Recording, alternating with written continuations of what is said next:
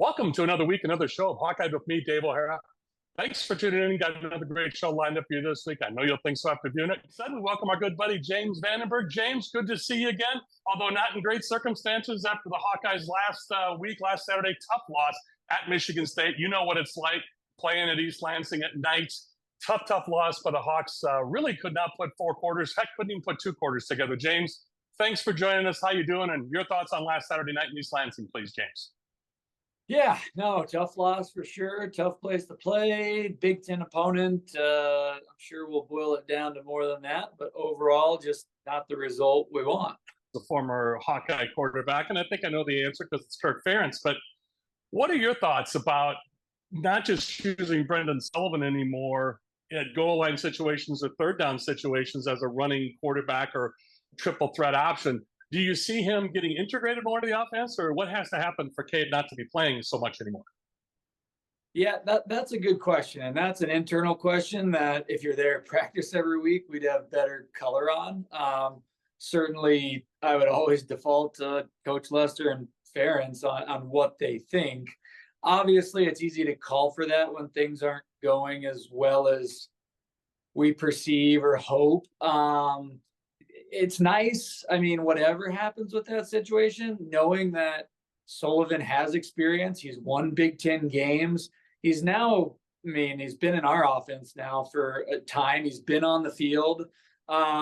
If they did anything like that, that's a good feeling, even having that guy in the background, because we've certainly had times where there wasn't that option. I have no idea where they're at on any of that. I don't perceive Cade as playing bad like everybody else kind of perceives. We need to be more productive throwing the ball, period. Just the end of story. And that's 11 guys that contribute to that. So that's what we're going to try to do. Like you said, compliment Caleb Johnson. We need to do that. We need to find a way to do it. I don't know the way to do it sitting in an office, just getting to watch reruns of the game. So I'll leave it up to the guys there. Good defensive performance against UW and other teams, but they made some, I'm not picking on anybody, but they made some unproven players at Michigan State look pretty darn good on last Saturday. And I know those guys are on scholarship on the other side of the field too, but just wanted to point out there is much room for improvement, and who better than Phil Parker and his experienced guys to make that happen. Well, and just the closing comment would be this. We've been spoiled by a top 5 defense for a long time. Normal defenses do occasionally screw up, give big plays. Alabama is suffering a little bit of that right now. I mean, we have had it so good that any step back is going to feel like a drastic step back. And that is a complete compliment to Coach Parker, Coach Ferentz, how they go about getting those guys ready. So any step back, you can't go forward very much. You can hope to maintain a top 5 defense. But that's a high bar. In today's world, that is a high bar. They'll get us back in that conversation. I feel very good about that. And let's add this on top to close out, James. Nobody feels worse than Phil Parker because he's an alumni, played at Michigan State. So nobody wanted to have his defense play better than Phil Parker at Michigan State. Let's be clear on that. Absolutely. Yeah, so we're looking forward to big things happening. It's homecoming. Let's close out real quick. Speaking of positive note, homecoming is always a special time, but you've talked to us about this in years past. Got to minimize the distractions and stay focused. This is a big time on campus in the Iowa City community, but no better time to celebrate homecoming and go in on a high note. Talk to me just a little bit, or talk to us about homecoming and close out on focusing on the game, James. Yeah, I think I was such a loser that I didn't even realize there was really festivities going on, but ultimately it ends up being like a big family week and weekend. And so I assume more players have more family in to come kind of participate. But it's another Big Ten game. You better show up on Saturday because the opponent, Northwestern in this case, does not care. It is not their homecoming. They will not have extra families showing up. So it's another week. You better be prepared. James, always well stated by you. Greatly appreciate you taking us inside the helmet of QB1 since you played at Iowa as the quarterback there. So, folks, he is James Vandenberg, former Hawkeye quarterback. James, always good to see you. We'll catch up with you soon, and thanks so much. Sounds good. See you, Dave. See you, James. Thank you. For James Vandenberg, I'm Dave O'Hara. We'll be back with more Hawkeye in just a few moments. Hawkeye is brought to you by Better Edge, your ultimate social betting marketplace. With no VIG, you're bound to win more on every bet on Better Edge. Founded by Hawkeye alum James Siles and proud Iowan Greg Kieski, Better Edge delivers an unmatched betting experience. Plus, what's not to love when they're committed to supporting charities and children's hospitals near you? Join the action now. Sign up at betteredge.com/Hawkeye and get $10 to start winning more today. Better Edge, where your social betting means your bets go further and you win more. Welcome back to Hawkeye with me, Dave O'Hara. Momentarily, you'll see our buddy Mitch Fick. Mitch, news anchor, but I say sports guy as well at Fox 28 and CBS 2. Check out the fantastic podcast he does with our buddy Owen Sebring as well, which is Eye on the Hawks podcast on YouTube. You can listen to the audio as well. Great work. You see Mitchell's information. You'll see at the bottom of the screen, along with mine and all my guests throughout the programs, in the bottom third of the screen to give you the links of where to go to see all of Mitch's handiwork.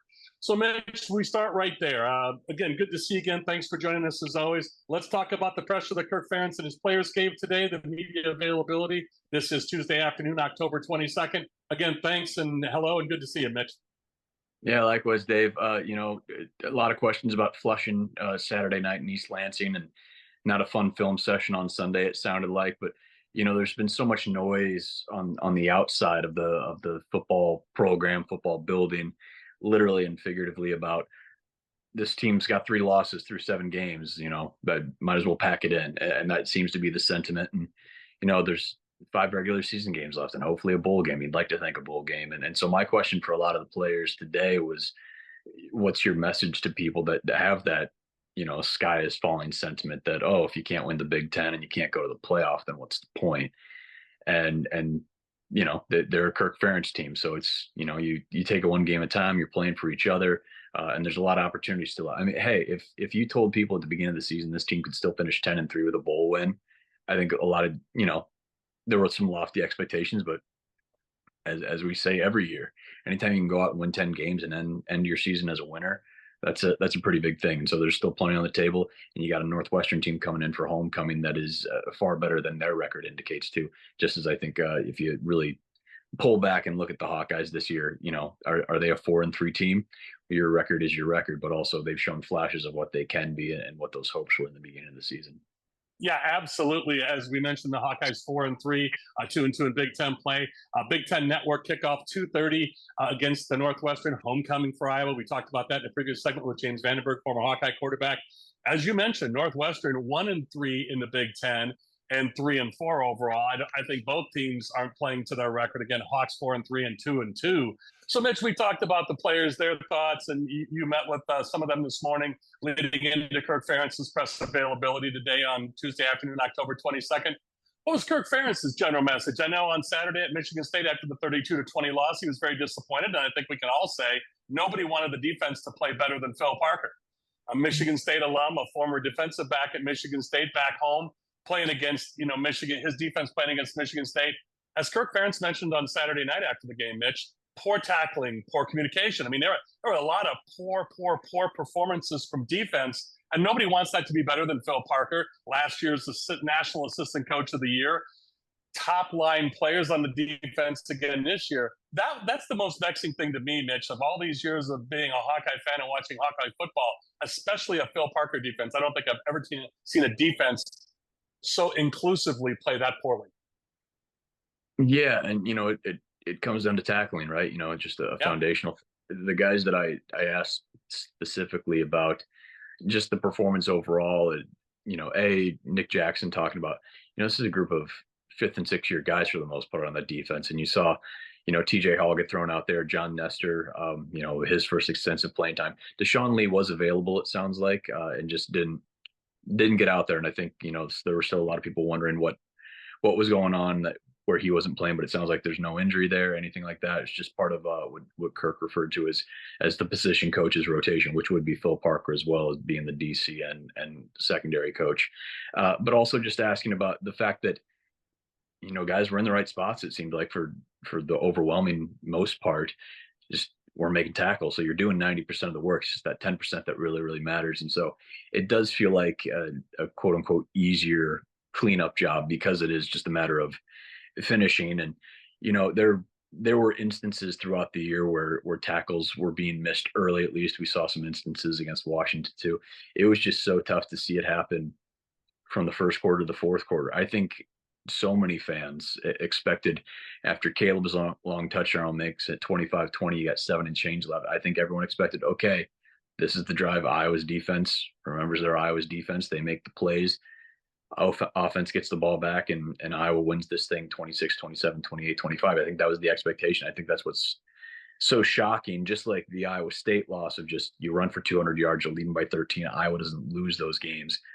Iowa doesn't have a game, and they haven't in 11 years, where they haven't forced a punt. You go back to Columbus in 2013, and they haven't given up that many yards since the loss in Madison in 2019, which was one of only 3 losses that year for that 19 squad.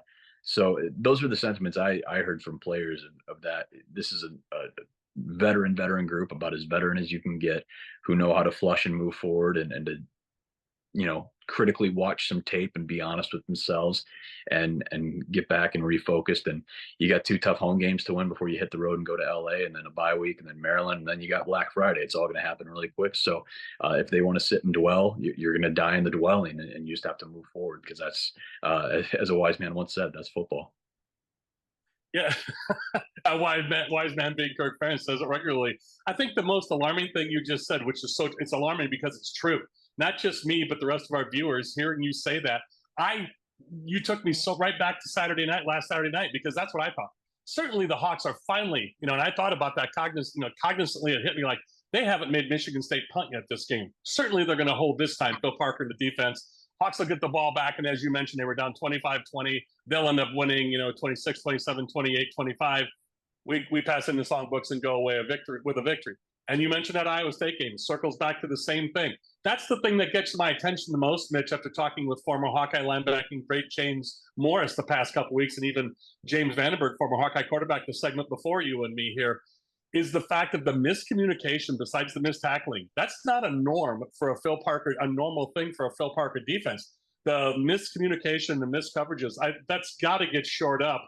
And I know they know that. Nobody better than Phil Parker, but that's the most alarming thing, I think, Mitch, to us Hawkeye fans who go back years to see a Phil Parker defense, is the miscommunications and blown assignments. Yeah, and you've got different guys out there, right? Deshaun Lee not playing, so TJ Hall, who's got experience, but it's John Nestor's most extended playing time he's had. He got in a little bit at that right corner spot against Illinois State in the opener. Got burned for a long play, but it's trial by fire. These are the things you typically don't get to see because they happen in practice, and those guys are taking their lumps. Now we're going to be in a situation where, Cooper Jashine's not walking through that door. He's doing fun stuff in field. Yeah.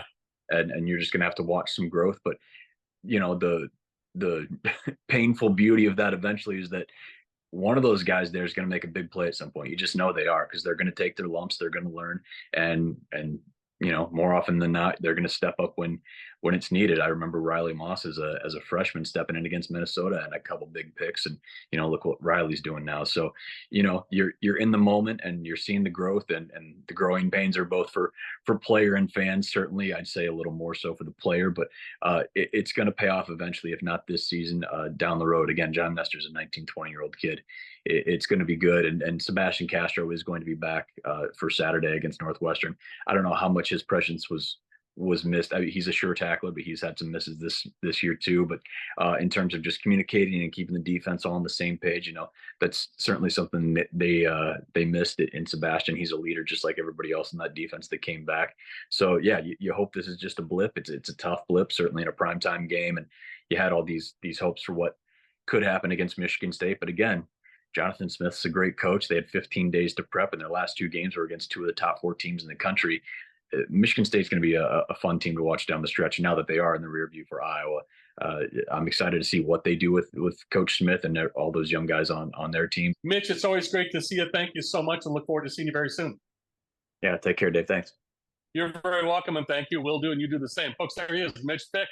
News anchor, but also sports reporter for the Fox 28 and also for CBS 2. So far, Mitch Fick, I'm Dave O'Hara. We'll be back with more Hawkeye to close out the show in our sports betting segment with Mike Palm from Circa Sportsbook. Back with more Hawkeye in just a few moments. Farming comes with a lot of frustrations, but the number one conversation you don't want to have is when your local seedsman says, "I'm sorry, we don't have that hybrid that you early ordered and paid for." Hi, this is Joe Mershman from Mershman Seeds. We do business a little different. We call it the Mershman Seeds no substitution or it's free guarantee. If we do not deliver the hybrid that you ordered, the substitution will be free. Contact your local Mershman Seeds dealer today and we'd be happy to increase your corn yield with our best hybrids. From Mershman Seeds, your friend in the field. Welcome back to Hawkeye with me, Dave O'Hara. Momentarily, you'll see our buddy Mike Palm on the screen. Mike, of course, VP of Operations for Circa Sportsbook and the D and the Golden Gate Hotels and Casinos. Mike, also a Northeast Iowa native, as am I, and most of you viewing and tuning in are Iowa natives. And if not, welcome aboard anyway. Mike, my friend, as always, it's great to see you. We got to talk some Hawkeyes and Northwestern first and everything else going on in the sports betting world. Mike, good to see you again. Thanks for joining us, and how you doing? Thanks, Dave. Great to talk to you again. Yes, thank you, and likewise. So let's get to it. Right now, you have, as we record this on Tuesday afternoon, October 22nd, you have the Hawks as a 14-point favorite right now, Circa does, with a 37.5 over-under. Talk to us a little bit about that. I know you'll cover that on your, right there on the lapel on your shirt with VSiN on your sports show that you host as well. Let's talk a little bit about this. I'm sure we're going to get some traction. That's a large number for a team coming off a loss in the Hawkeyes. Yeah, it's more to do with Northwestern, Dave, than I think it has to do with the Hawkeyes. And look, McNamara wasn't awful at Lansing. They couldn't get any stops against Michigan State. And Michigan State moved the ball on almost every possession. And I thought it was one of the poorest tackling games we've seen from the Hawkeyes in many years. Not typical of a Parker-coached defense. But if you watched Wisconsin play Northwestern, I think Wisconsin was playing with their food a little bit there. I mean, 21-3, and it could have been a lot worse than that.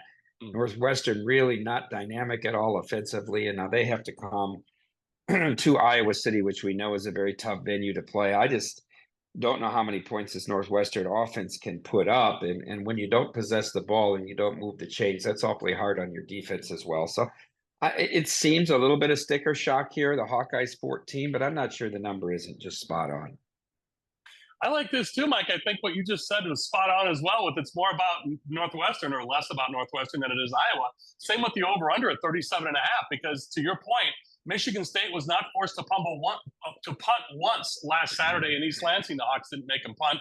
And now it's homecoming for Iowa. So, yeah, it does seem to be more of a statement with that lower over-under. And it's moved since the first open earlier this last week, Mike. So I would say this to you, 37.5 and 14.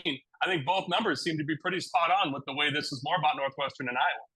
Well, the implied score is 26-12, right? Northwestern put up 3 points at home against Wisconsin. You know, I thought this Wisconsin team was going to be very middling, very mediocre this year. They've had 3 dominant victories in a row, and now will get tested by Penn State. Obviously, Iowa, that's a huge rivalry game for them. But I think Wisconsin very sneakily is working their way up to be a top 4 team in the Big Ten. So we'll see as they get into some of the harder games on their schedule. But, you know, you might be able to excuse Northwestern a little bit there and say that performance had more to do with Wisconsin. But they just, you know, they got the ball a couple times in plus territory, really weren't able to do anything with it. They were really bad in the red zone, and then Wisconsin just sort of wore them down. So, like I said, it was 21-3, and that really doesn't tell the whole story of the game. Mike, looming ahead, when you keep mentioning Wisconsin, I'm saying Hawkeye fans don't look ahead, because you know where I'm going with this, Mike. That's who the Hawks play next, and they may not be playing Wisconsin at the best time for the Hawkeyes. So let's you and I get a little deeper into the Hawkeyes and talk about Caleb Johnson. Just a skosh under 100 yards, that 75-yard run last week towards the end of the game against Michigan State, got him up to 98. He's now over 1,000 for the year. Quinn Ewers did himself no favors, and Texas losing to Georgia on Saturday. Looks like the kid from Boise State might end up going away with the Heisman, and I know you put money on him earlier this year, so let's talk about that, please. Yeah, it's really boiling down to just a couple players now. Ewers eliminated himself, I think, from the Heisman contention with that game again. They did nothing in the first half against Georgia in that game at home. Genty's 2-1. Ashton Genty, the running back from Boise, who just keeps setting records. He'll be on national TV Friday night, as he'll be playing right here at Allegiant Stadium against UNLV. That's a huge game. UNLV with 1 loss, Boise with 1 loss.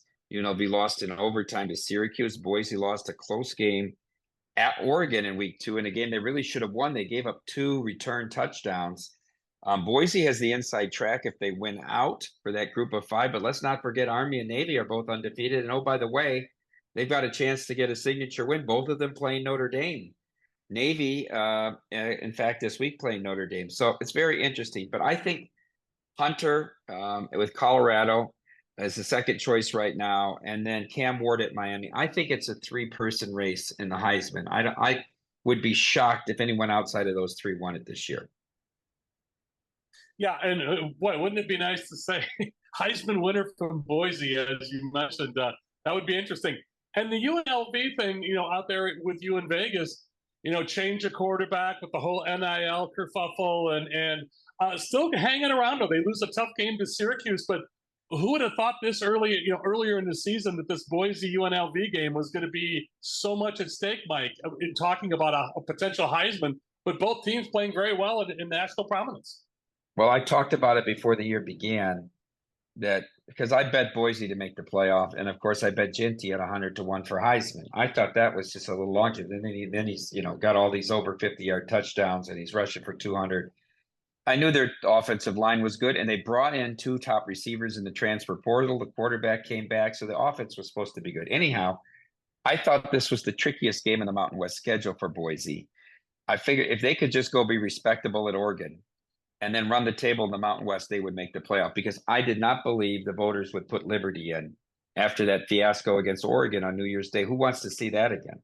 At least have a team be competitive. So this is a tricky spot on a Friday night. It's a late start, 7:30 p.m. Pacific. It's 10:30 in New York, where those Liberty fans will be watching the kick of the game. So it's just if Boise comes out and has a dominant performance here, then they just need to win out. They don't need any. I don't think they need any other help. But it'll be right here in our backyard, and perhaps I'll get a shot to go to the game. I know one of my kids has a trunk or treat at school, but maybe if that gets done by 6:30, we can head on over to Legion. Maybe so, Mike, because you've been on top of this all year long. And, folks, that's why he is who and what he is, VP of Operations, Mike Palmer's Circa Sportsbook, and his show on the Visa Network as well. Check it out on YouTube. But, Mike, that's the thing I wanted to highlight, that you walked right into it perfectly. You've been on this Genty train all year, potentially winning the Heisman. You wagered on it, as well as Boise being the CFP. Let's close out with this. The WNBA just ended with the Liberty beating the Lynx, and much, again, in the news, the WNBA, besides you guys. Now, give me a quick update before we talk WNBA and Caitlin Clark. Are you going to be putting up, or is it still too early to tell if you're going to be putting up women's wrestling odds? Because I know because of you, primarily, Circa does do wrestling odds for college wrestling Hawkeye fans, so get ready for that. But what about women's wrestling this year, Mike, or are you still up in the air? Yeah, we're up in the air, but they're working on it. So it's a project I've assigned to them. So keep your fingers crossed. I am indeed. Talking WNBA is on our way out the door here, Mike, real quick. The numbers for Caitlin Clark, television. I still want to point this out for Hawkeye fans. Never forget, yes, the WNBA set records in the finals with viewership, Mike, but still 10 Fever games with Caitlin Clark still had more viewers than the WNBA finals. I just want to point that out. And that's correct. The 15 highest viewed games this year all featured Caitlin, and her first round matchups drew more than the finals, even though the finals grew. It was an incredible series with 2 games going to overtime, but of course it was marred by the officiating at the end. Forget about the foul call. Stewart took 5 steps before she ever put the ball on the ground. And I had hoped the Lynx would win.